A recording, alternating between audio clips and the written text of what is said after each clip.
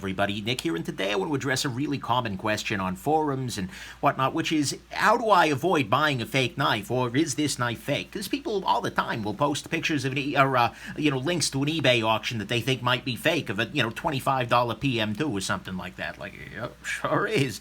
Or they'll post pictures of something they bought at a gun show or a flea market or something like that, and try and determine whether it's real or fake. The thing is, this is a legitimate question because fake goods are absolutely a thing. There are entire companies that do nothing but make fake products. Sometimes they also sell it without the branding as a clone, which is why those companies are really problematic and you shouldn't be supporting them. But nonetheless, by buying the clones as well. But nonetheless, there are people out there who are just trying to make a buck off of people who think they're buying real goods. That's really, really ugly and pretty terrible. But the thing is, this is a really super common question, and it's one that deserves some discussion, so let's go ahead and discuss it. So the biggest issue to think about is provenance, and of course that's the best way to know it, 100%. We'll use the Spyderco PM2 as an example because it's one of the most fake knives out there. For whatever stupid reason, a lot of cloners have decided to make these.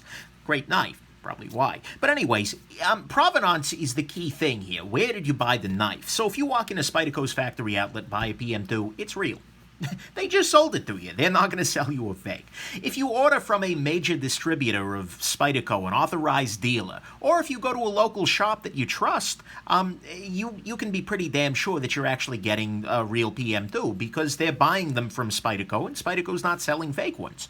And that's a beautiful thing. And so if you go to your online major retailers, your Blade HQ, Knifeworks, Knife Center, DLT, GP knives, any of the million knives ship free that sell these guys, you'll get one that's real, for sure, and your local shop probably will be too.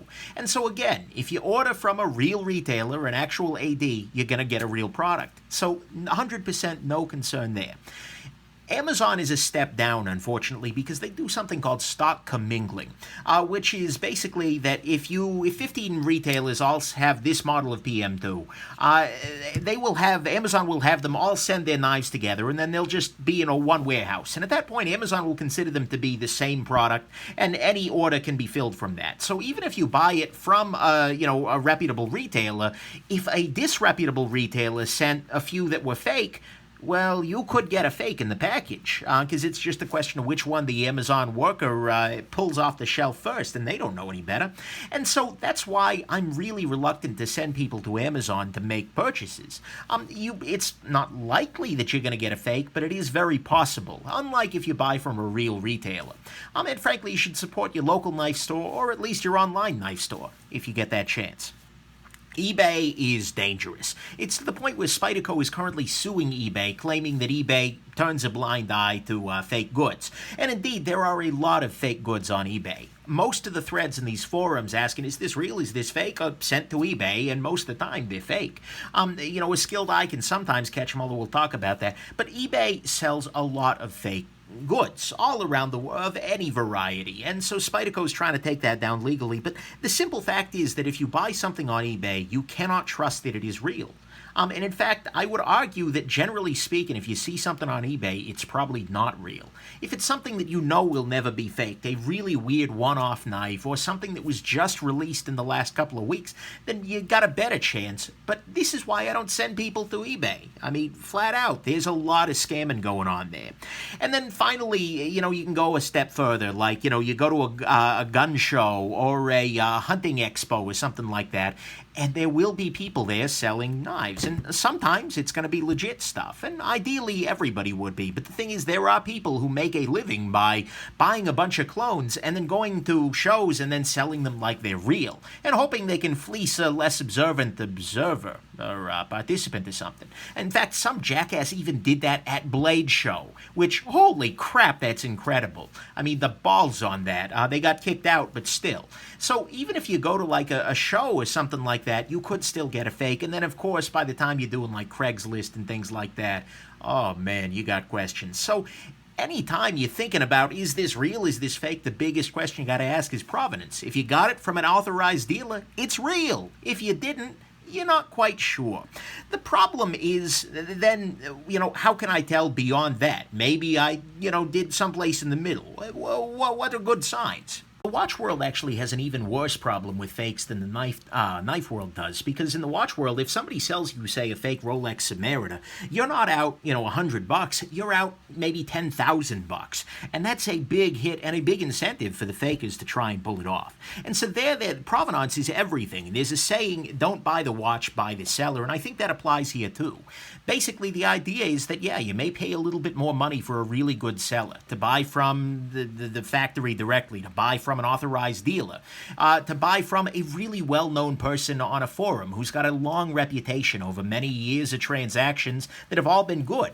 Though, you're going to pay a little bit more money going that way, but you won't have any questions whatsoever, and the final product is assured to be okay. And so I really think you should think about it that way. You're going to pay a little bit more buying from somebody legit, but you're going to risk a whole lot less, and you'll know what's going on there. So buying the seller is a great idea in knives as it is in watches. Another issue to keep in mind, and another important thing, is that the road to fakery is so often paved with the search for a good deal. I want a good deal too, as much as the next guy. If I can get something at, a really great price, that's excellent. And there are legitimate good deals out there, rarely. But the thing is, think about it very carefully. If somebody puts something on eBay, like, okay, this is a knife that retails at like $120, buy them used for like $80 and $90 in good condition. This is not a knife that would ever sell for $60. And new in box, if somebody is selling you a PM2 new in box, there are two things. They're either scamming you or they're losing money. And if they're losing money, why would they still be on eBay? Why would they be doing that at all? If I want to lose money, I got creative ways to lose money. I'm not going to do it by posting PM2s on eBay at a loss. And so, if the deal is that good, it probably means that it is fake. And so often, without even looking at the pictures, you can tell it's fake by looking at the price. Everybody will have a story, and particularly at shows and whatnot. If somebody is trying to sell you something at a show at an incredible deal, and you ask them, well, how could you afford this price? They will give you some story. Well, a buddy of mine used to have a nice shop, and he shut down due to the economy, so I bought out all his stock, and I'm closing it out for him. Like, okay, sure, that sounds beautiful there, buddy. But chances are, it's not true. Unless you've got crazy amounts of evidence or crazy amounts of faith in humanity, that's probably not actually legit. And some guy who's got a table full of $60 PM2s is probably ripping you off. And so that's another thing to consider, is if the deal is good, that's actually evidence that it could well be a fake. So it's a good idea to just wait, save up a little bit, and pay the money to buy it for real from somebody who gives a damn. So right there, that is enough information so that you will never buy a fake. If you buy the seller and you pay attention to provenance, you will get a real knife. You may pay a little bit more for it, but you know what? That beats getting screwed over and buying a fake. So right there, case closed, problem solved. But the thing is, for a lot of people, that doesn't close the case. That doesn't solve the problem, because they believe that they are the special ones, that they cannot possibly be had. And that with their massive powers of acuity, they'll be able to figure everything out, and they won't get scammed. And indeed, you'll see these people posting like, oh, this $40 PM2 on eBay. I talked to the seller and he's got a great story. His grandma only took it to church on Sundays, and then when she passed, he can't keep it around, so he's selling it off at a charitable. Yeah, okay, sure thing. But anyways, these folks post these knives and think, oh, well, is this one fake? And it's true that at some level, especially an expert, can identify something as being real or fake, based on certain cues that are there, certain elements that the fakers have never included in the past or have always included. And certainly a bad fake can be visually identified. But the thing is, there is a cat and mouse game at play here, and you are sure as heck not the cat, because you are not going to know all of these things that have been done that. And every time somebody makes a really prominent video about these are the best ways to tell if your PM2 is fake, guess what? The fakers watch those and they fix them. So the next batch of fakes are going to look even better still.